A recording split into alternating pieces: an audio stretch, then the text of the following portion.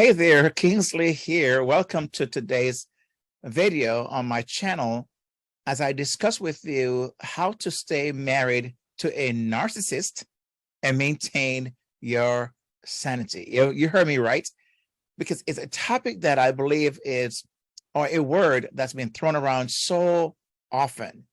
You may have used it yourself, or you may have your spouse may have used it, whether to you or about you, and in a time where you have conflicts and will say, you are a narcissist, or you may have heard other people say that as well, right? But let me say that if I got $1 every time that someone have used that word at describing their spouse, their partner, to me, I would be a wealthy man and I would possibly give you a few dollars.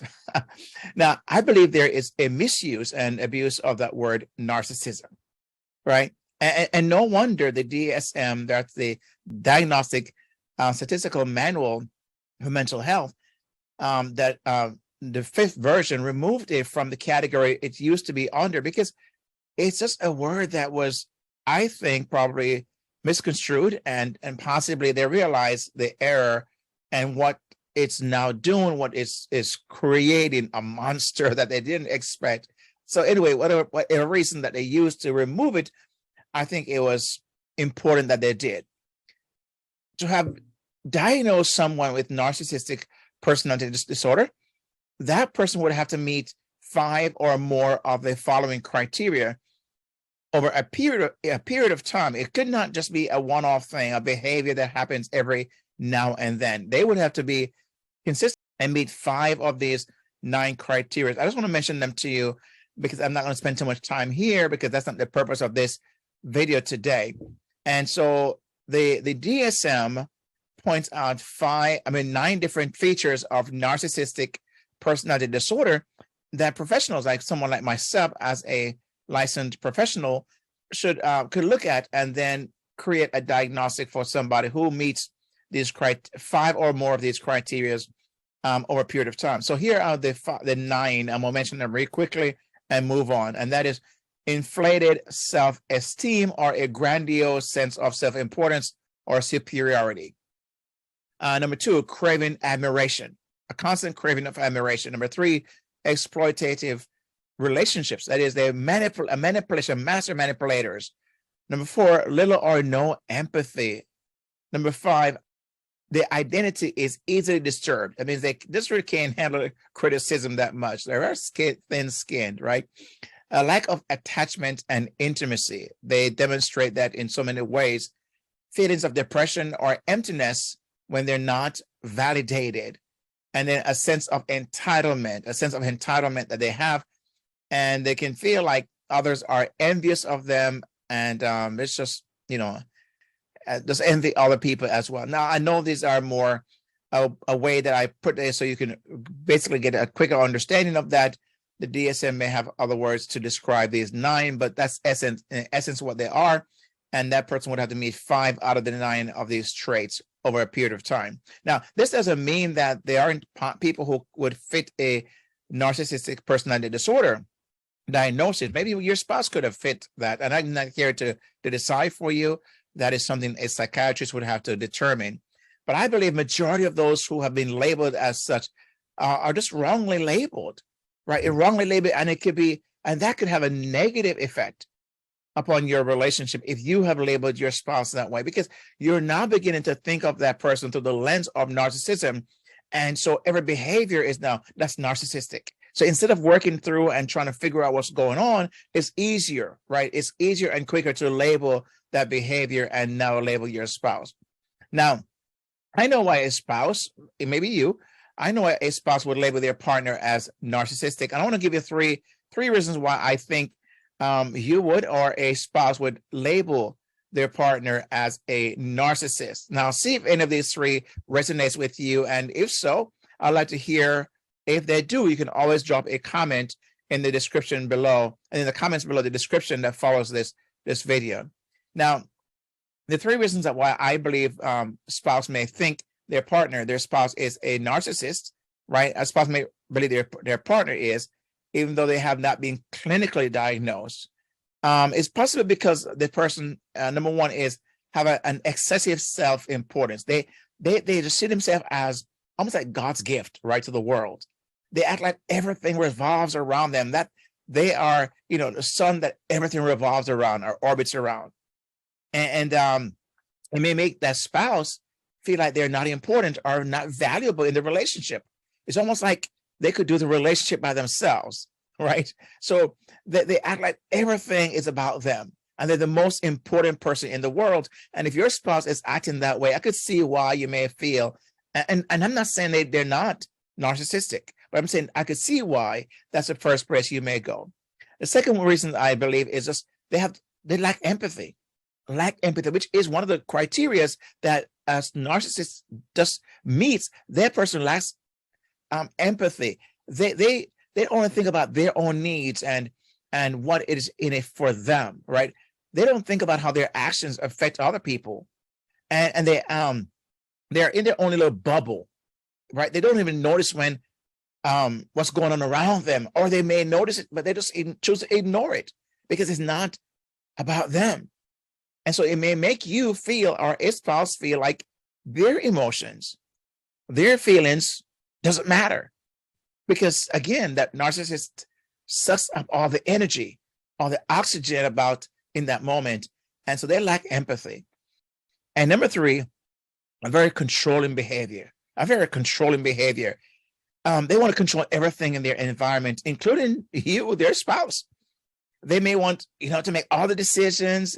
Is very one-sided and not allow their spouse to have any say, any input, right? They're the captain of the ship. They act as if they're the captain of the ship, and the spouse, you're just a passenger. You're just a sailor on the ship going along for the ride. And so wherever the ship goes, you go because they're the captain. And so it may make you feel, or a spouse feel, like they don't have any control over what happens in their lives, or where the ship goes, or where their life take them. That controlling element tend to come from a partner, and I can see how that would make you feel as if that person is narcissistic, right? Or is a narcissist, right? So in this video, I'm going to share with you the strategies that you as a spouse, if your partner is this way, or a spouse in general, can use these strategies to maintain your sanity and combat that narcissistic behavior that you're describing in your relationship. Now, if you're hearing me for the first time and is wondering, who am I to be speaking on this topic, for example, I'm Kingsley Grant, and I'm a licensed marriage and family therapist and a certified relationship coach. And I help married couples have happier marriages. I've created a 5-step blueprint. A 5-step roadmap that takes a couple from a point where they are in their relationship to a happier state that they would like to get into. And I have a 5-step process, a roadmap that takes them there. So that's what I do in creating and helping them have happier marriages. Now, see, having counseled and coached hundreds of couples over the past several years and having been married for more than 3 decades, I think I'm more than qualified to talk about a topic like this. And having heard it, I think I'm saying here, heard it all. I'm not going to be a narcissist in saying that. Okay, here I go, right? But no, I've heard so many stories that I can tell you that there are always exceptions, but I've heard quite a bit, especially about this topic of narcissism. Now, let me also recommend that you listen to my podcast at happiermarriagesecrets.com/podcast and read the blogs that are on that page as well, because you can hear me talk about more topics like this and hear my thought process on things like this. Now, at the end of this video, I'll share with you how to get access to some free resources that I have to offer for you just by listening and watching this video.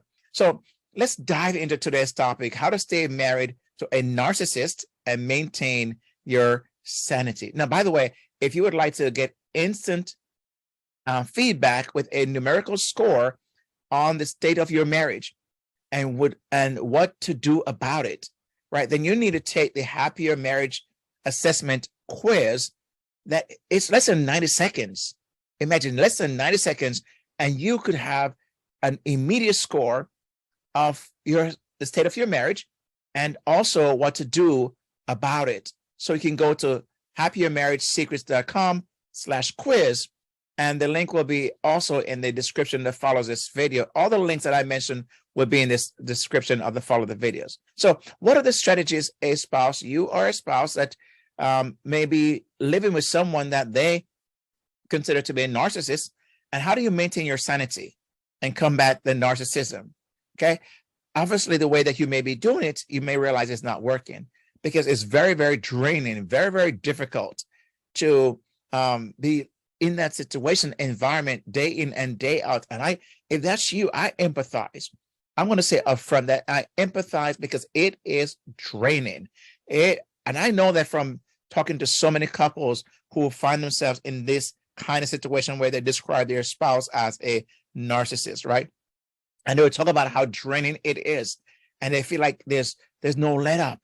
They can't get a break, right? So what can you do in the process? Well, I'm going to mention 5 things that this person may do, and how you can combat those 5 areas. So, for example, a narcissist or a person who is narcissistic will use silent treatment to try to control the environment. They will just decide that, you know what, they're not going to talk to you or give you the time of day. And so remember, for you, when you're experiencing that, I want you to recognize that silent treatment is a form of emotional abuse, right? And it's not your fault. So don't take the bait. Remind yourself that you deserve to be treated with respect, and hold to that. Breathe, pray, maintain your peace, and don't take the bait. Okay, let them stew by themselves, and they'll eventually come around. Okay, another thing you may do when they're offering the silent treatment is engage in self-care. Take care of yourself by doing things you enjoy. All right, read a book, watch a movie, spend time with friends. Don't let them stop you from doing those things. You can choose, because you are a person that as an individual, right? And you have autonomy, and you need to act as if you know that. And the third thing you can do in that area is seek support. Talk to a trusted friend, a family member, a therapist. Have a supportive person to talk to when you're experiencing these moments of feeling alone because of the silent treatment. Don't just kind of acquiesce and give in and let that become the moment, because you would have allowed them to, quote, win if you begin to kind of suck up and try to, they want you to come to them. And it's a form of control, and it's emotional abuse. Second thing you may see them do is, that mentioned before, is this inflated self-esteem, a sense of superiority or self-importance, and nothing else about them, and you don't value much. So I want you to think about what you can do here. So it's acknowledge your feelings, right? It's understandable to feel frustrated or hurt or feeling ignored when this person is acting that way. So acknowledge these feelings that you're having, and just find a healthy way to express them. Journaling, right? Meditating, praying, talking to a friend, but also set boundaries. Let your spouse know that these behaviors is not okay, and that you won't tolerate it. This is what I find some spouses have a hard time doing. But I want to just be clear and consistent in enforcing your boundaries. Don't let up. Don't give in one time, because if you give in one time, you just set a precedent for them. And focus on your own accomplishments, because you're going to feel less than. So instead of getting caught up in that need of them to feel superior and to drain you, focus on your own accomplishments and strengths. So kids, haven't accomplished much. I do believe you can find at least one thing to celebrate and remind yourself of your own value, right? Did you finish high school? Did you finish college? Do you have a certificate? Whatever, if you have anything of value, celebrate that. The third thing that they might be doing is blame, right? Blaming you or your spouse for everything, never taking responsibility. So here's what you don't do. Don't take the blame. Refuse to accept the blame for things that are not your fault. So it can be helpful to have a clear understanding of what it is your responsibility within the relationship. And then if you know that you've been doing the things that you're supposed to do and acting in the role that you're supposed to, don't let them guilt you and blame you for things you haven't done. Refuse to accept that, right? That's one of those ways to combat that. Challenge their thinking. When they're beginning to blame, challenge that. Ask them, what is it that they're blaming you for? Let them be on the ropes to answer the question, right? This could help them to see that their thinking is not rational or fear. And maybe good luck in this area, but you still want to implement and experiment with that. Don't throw out that and think because they're going to be who they are. Challenge them in that area. And also, the third thing you may want to think about doing is build a support network around people in your life, and these people can help you to see that this behavior is not acceptable, right? But be careful who you choose here as well. Don't choose anybody to be this supportive network.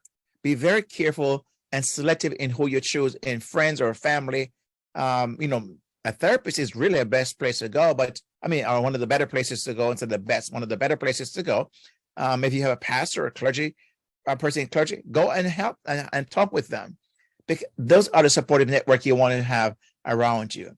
The fourth thing that the spouse may try to do is isolate you from your family or your friends, and try to create conflict so that you kind of pull away from them. They will try to poison the water around you, so to speak. The water meaning the family members and friends, but stay connected. Stay connected. Regardless of what they say or think, reach out to your friends or family members through phone calls or texts, social media. Let them know that you're okay. You're thinking about them. So don't somehow throw that out because they decide you should not. Okay. Don't let them cut you off and separate you and isolate you. So stay connected. Second thing you may think about doing is find new sources of support, right? So if you're unable to connect with all friends, maybe if you in your church setting, right, a group in your church setting or small groups or in a community, look for other sources of support that you can be a part of. Volunteer your time and support, and that could be a supportive group that you can find strength and be energized. And here's the third thing I want to mention: stand up for yourself. Let your spouse know you won't accept that being isolated from people that they're thinking that you care about. Just be firm and clear that and express, no, I will keep in touch with these people, right? I will keep in touch with them and be okay with that. Be assertive and just hold your position. Don't argue. Don't get into this competing or debate. Just hold your position. Now, before I share with you the fifth strategy, 3 other strategies that you can use about something that a spouse may also do, I want to ask you to do 3 quick things. And that is, number 1, smash the subscribe button, right? Number 2, hit that like button below. And number 3, click on the notification bell so you'll be notified of all new releases on this channel, right? You don't want to miss out. So would you do those 3 things for me? I would really appreciate them. That is what I believe is, I would call that, the spouse, whatever I'm looking for here. It's just like you're saying, that's my value, my word. I'm gonna give you my word in exchange for this, what you're providing. That's the least I can do, right, is to do these 3 things. Again, smash the subscribe button, hit the like button, and click on the notification bell. Now, the 5th thing this spouse who might be considered narcissistic may do is disregard boundaries. Yeah, they will push against boundaries you have set, but set them anyway. But be very, very clear what those boundaries are, right? What you will not do, what you will do. Communicate them to your spouse. Let them know what it is, not what is not okay, and be consistent in enforcing those boundaries. Consistency is one of the most important skills or tool you have at your disposal. Be consistent. Do not waffle. Do not give in, because the moment you do, it's all over. Number 2, second thing you can do is be assertive. When your spouse crosses your boundaries, be firm. Be firm. Now, I'm not saying to become fighting and core and raising your voice. No, just be assertive. Be firm. Be very controlled. don't lose your cool, because they want to see you lose your cool, right? So don't lose your cool. Maintain, hold it. Don't let them, as Bob Marley, the late Bob Marley would said, don't let them see you sweat, right? Hold that position. Use I statements to express your feelings and avoid blaming language, right? Avoid getting into this whole kind of thing where they want to get you. So use I statements and be assertive, be firm. And also the third thing is practice self-care. Take care of yourself, right? By engaging in activities I mentioned before, like volunteering, but activities that make you feel good. Exercising, reading a book, spending time outside, in nature, whatever that you feel that makes you feel good. Dressing up, going to the mall, sometimes going out to a movie by yourself if you want to, right? Don't let them see you sweat, right? And remember that you deserve to be treated with respect and kindness. By treating yourself that way, you're also communicated to your spouse that you deserve those things. So these are some areas I want to suggest. I would recommend that you re-listen to this video, share this video, because I mentioned a whole ton of things inside this video, and it's full of, it's packed in. I just kind of went through like a fire hose. So I would believe that you want to go back and re-listen and pause and share this with someone you know it could be helpful. And maybe you might be watching it and your spouse will see you watching it and may be curious, and let them watch it, right? But don't just say, hey, watch this. No, don't do that. It's one of those ways that you are going to be very subtle, because again, they're going to be very defensive and again, get into a whole, issue that you don't want to get into. So these are the things I want to suggest to you of how you can maintain your sanity if you think that your spouse is a narcissist. And this is how to stay married if that's what you choose to do, right? Into a narcissist, and maintain your sanity, because I'm sure there's other good things you may find in the relationship. Because I find sometimes people say, yes, he or she is this way, but they're a good person. They'll find something that they'll say, that's the reason why I stay. Good provider, good dad, whatever the case might be. But you want to maintain your sanity. And I hope this was helpful. Now, again, my friend, I mentioned before, you want to take the quick happier marriage assessment quiz, because I think it will help you even in figuring out what your marriage is like. Again, happiermarriagesecrets.com/quiz. The link will be found below in the description that follows this this video. So make sure you do that before do it while you remember, and don't forget to do that. So do it right now. Do it right now. And again, hit the subscribe button, that notification bell, and hit like if you found value in this video. Hit like below and share with others as well. So at happiermarriagesecrets.com, you can find podcasts. You can also find a free PDF on happier marriage that I have provided for you. You can go there and get all these resources, and the links will be right below. So make sure you comment below. Let me know what was most helpful. What did you find that was insightful, that was possibly something that you never heard before, right? Just make some comment of what you thought about this video. What was most helpful? That's what I want to hear. What was most helpful about this video for you? Comment below and let me know, and I'll respond to as many as I possibly can. So now, my friend, thank you for watching and being here today, and stay tuned for the next video that's going to come out. And in the meantime, let's make marriages happier again. Thank you for your time and for watching. God bless you.